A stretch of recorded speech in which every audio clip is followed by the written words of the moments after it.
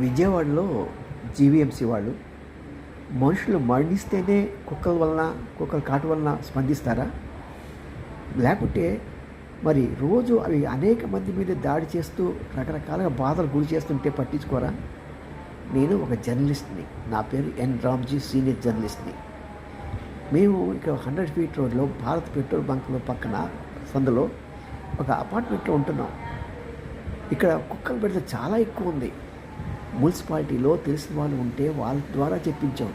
మా municipality coverage చేసే మా రిపోర్టర్స్ చేత చెప్పించాం. కుక్కల బెడద ఎక్కువ ఉంది, దాన్ని తీయమని, దాన్ని నివారించమని. పట్టించుకునే నాదుడే లేదు. అంటే ఎవడైనా ఒక వ్యక్తి చచ్చిపోతేనే కానీ ప్రభుత్వాలు కానీ మంత్రులు కానీ మీరు స్పందించరా?